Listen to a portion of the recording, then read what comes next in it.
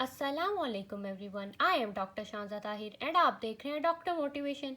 आज की वीडियो के अंदर मैं आपके साथ डिस्कस करने लगी हूँ how to solve English grammar MCQs in board exams.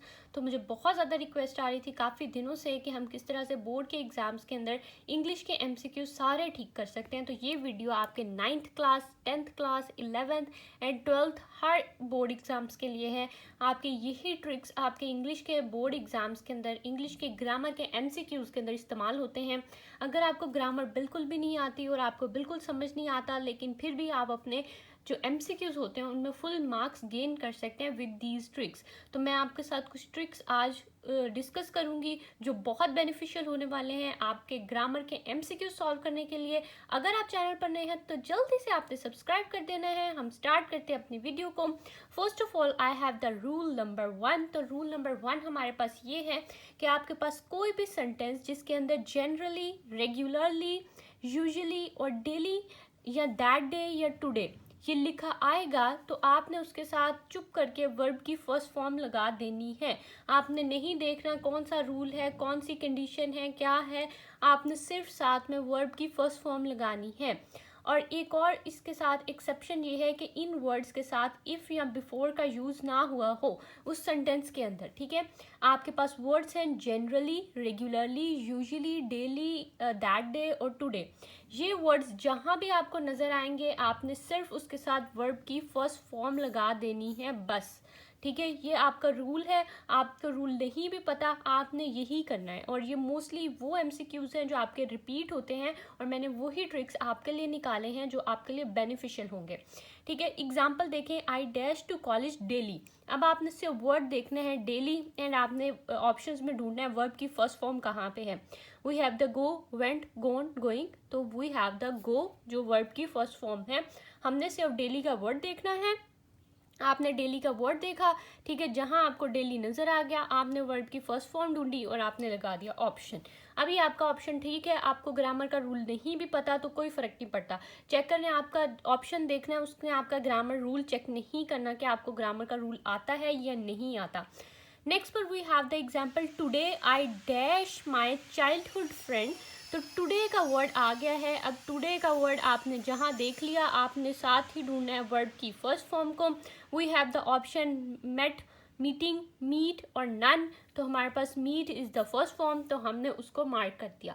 ये था हमारे पास rule number 1 to solve the MCQs of the grammar in your board exams. Next rule को देखते हैं, रूल नंबर 2।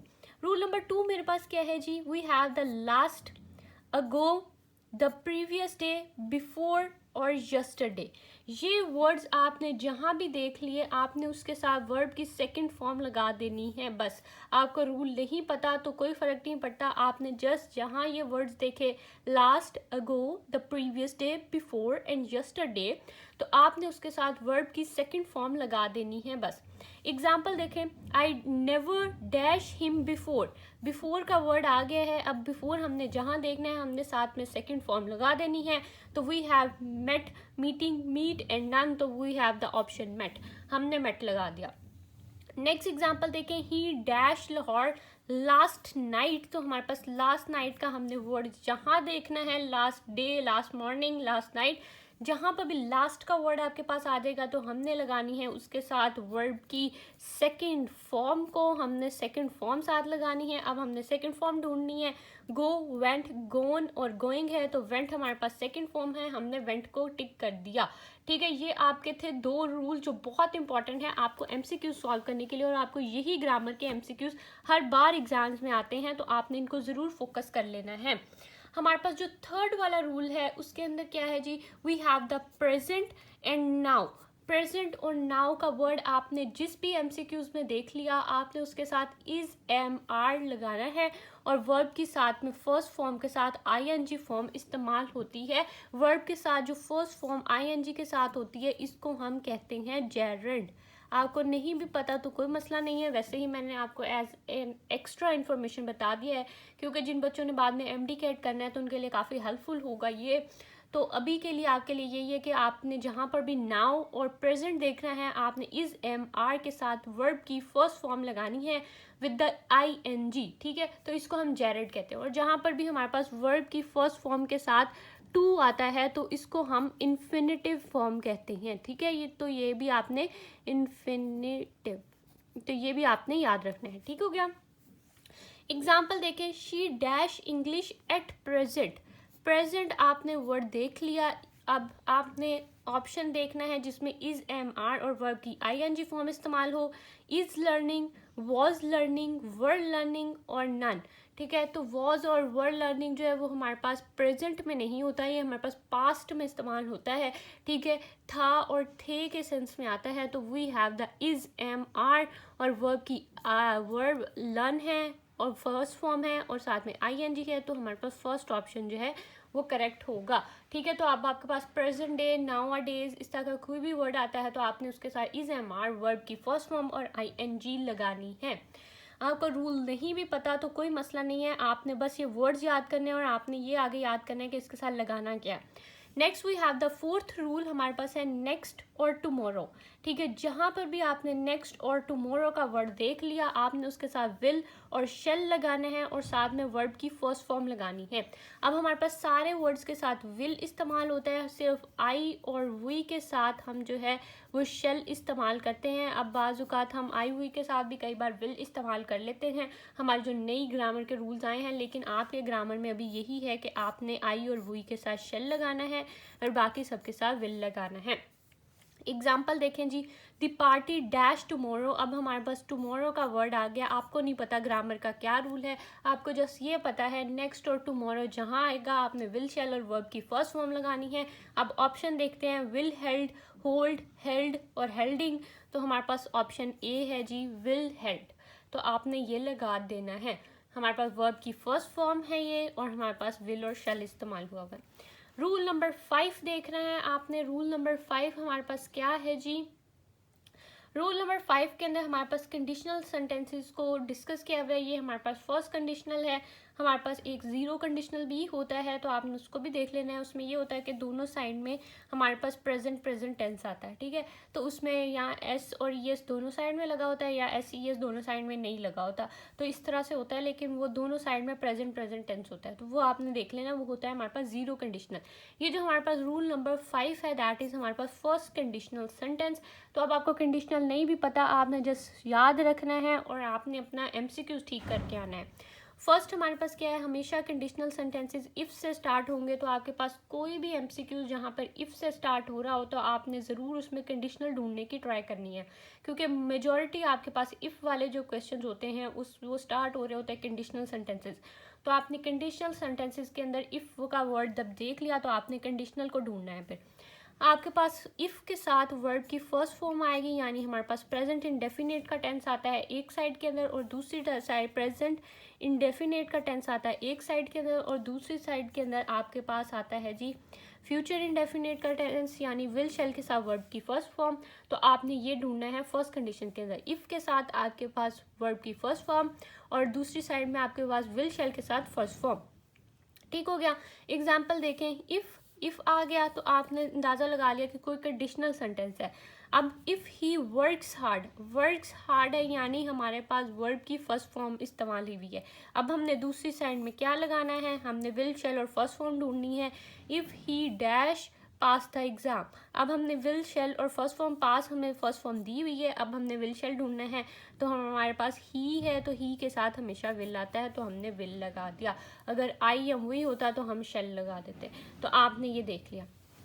सिक्स्थ वाला रूल देखें हमारे पास क्या है जी, सिक्स्थ वाले रूल के अंदर इफ़ है जहाँ पर स्टार्ट होगा तो हमारे पास कंडीशनल सेंटेंसेस हैं। इफ़ के साथ हमारे पास सेकंड फॉर्म जहाँ इस्तेमाल हो रही है, ठीक है, और हमारे पास अगली साइड में जो सेकंड साइड होगी सेंटेंस की वहाँ पे वुड के साथ वर्ब की फर्स्ट फॉर्म होनी है। ये एक बहुत इंपॉर्टेंट रूल है, आपके पास वुड हो, आपके पास शुड हो, आपके पास कुड हो, आपके पास कोई भी ऐसा वर्ब हो वर्ड हो तो उसके साथ हमेशा वर्ब की फर्स्ट फॉर्म आया करती है। अब इफ़ आ गया हमारे पास सेंटेंस के अंदर हमने इफ़ देख लिया, ही आस्क्ड मी, तो आज हमारे पास सेकंड फॉर्म है। तो अब हमने जब सेकंड फॉर्म देख लिया, दूसरी साइड में हमने वुड के साथ फर्स्ट फॉर्म देखनी है, तो फर्स्ट फॉर्म उन्होंने दी हुई है। अब हमने ऑटोमेटिकली सिर्फ वुड को ढूंढना है, ठीक है जी। शेल है, वुड है, कुड है, विल है, तो आपने वुड लगा दिया। ये हमारे पास था सेकंड कंडीशनल सेंटेंस। तो ये आपने देख लिया कि इफ़ के साथ सेकंड फॉर्म है, अगली साइड में आपका वुड के साथ फर्स्ट फॉर्म है। देन हमारे पास सेवन्थ वाला जो रूल है आपका ग्रामर का, वो आपने देखना है। ये हमारे पास थर्ड कंडीशनल है। थर्ड कंडीशनल में क्या है, इफ़ के साथ स्टार्ट हो रहा है तो ऑटोमेटिकली हमारे पास कंडीशनल सेंटेंस है। अब उसके साथ हैड आ गया है तो थर्ड फॉर्म आएगी, ठीक हो गया। हैड के साथ हैज़, हैव, हैड के साथ हमेशा थर्ड फॉर्म आती है, ये आपको सबको पता है। तो हैड के साथ हमारे पास थर्ड फॉर्म आ गई है। नेक्स्ट में आपने देख लेना है कि हमारे पास वुड है, वुड हैव है, तो वुड हैव, जहाँ पर भी हैव, वुड अकेला हो तो हमारे पास फर्स्ट फॉर्म आनी है वर्ब की, लेकिन जब वुड हैव है, हैव के बाद हमारे पास हमेशा थर्ड फॉर्म आनी है, ठीक है। तो ये बात आपने याद रखनी है। तो अब हम देख लेते हैं इसकी एग्जांपल को। इफ़ से स्टार्ट हो रहा है तो आपने ढूंढना है कि कोई ना कोई कंडीशनल सेंटेंस ज़रूर है, ठीक है। ही डैश अ प्राइस, अब हमें समझ नहीं आ रही कौन सा कंडीशनल है। He would have bought a car, would have से हमें समझ आ रही है कि ये थर्ड कंडीशनल है। तो वुड हैव आ गया तो हैड प्लस थर्ड फॉर्म लगानी है हमने। अब हमने हैड वाला ऑप्शन ढूंढना है।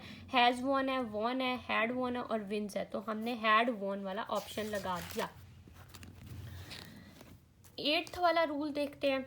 एट्थ वाले रूल के अंदर हमारे पास हैड है सबसे पहले, उसके बाद थर्ड फॉर्म है हैज़, हैव, हैड के साथ हमेशा थर्ड फॉर्म आती है, ठीक है जी। जहाँ पर भी दरमियान में कहीं बिफोर का वर्ड आपको नज़र आ जाए, फिर उसके बाद हमारे पास सेकंड फॉर्म ऑफ वर्ब आनी है हमेशा।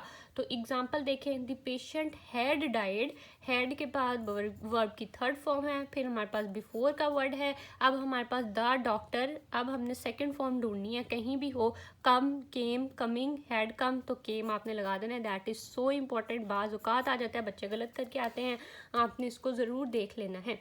रूल नंबर 9 है हमारे पास सिंस और फॉर के लिए। सिंस हमारे पास स्पेसिफिक टाइम के लिए इस्तेमाल होता है, जबकि ये अनस्पेसिफिक टाइम के लिए इस्तेमाल होता है, ठीक है जी। इसमें क्या है, हमारे पास कुछ वर्ड्स हैं, हैव बीन है, हैज़ बीन है, हैड बीन है, विल हैव बीन है, शेल हैव बीन है।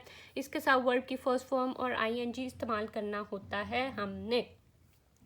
We dash living in the house since 1995, तो अब हमने सिंस आ गया, ठीक है। अब हमने इसके साथ इनमें से कोई वर्ड लगाना है और हमारे पास वर्ब की आईएनजी फर्स्ट के साथ फॉर्म लगी हुई है। अब हमने देख लिया हैज़ है, हैव है, हैड है और हैव बीन है, तो एक ही ऑप्शन हमारे पास हैव बीन वाला हमें नज़र आया, हमने वो मार्क कर दिया। उसके बाद सेकंड एग्जांपल देखें, he dash waiting her for many years, तो ये जब मैनी ईयर्स अनस्पेसिफिक टाइम है तो फॉर आया है हमारे पास। अब ऑप्शन देख लेते हैं, हैज़ बीन है, हैव है, हैज़ है और हैड है, तो बीन वाला एक ही ऑप्शन है हमारे पास, तो हमने उसको मार्क कर दिया। तो ये आपके कुछ इम्पॉर्टेंट रूल्स थे जो बार बार आते हैं, ये भी बहुत इंपॉर्टेंट रूल है, कई बार आता है और बच्चे इसको गलत करके आते हैं। तो आपने ज़रूर इन सारे रूल्स को देख लेना है। मैं एक बार आपको सारे दिखा देती हूँ ताकि आप आराम से उसको लिख लें या आप स्क्रीनशॉट कर लें, ठीक है जी।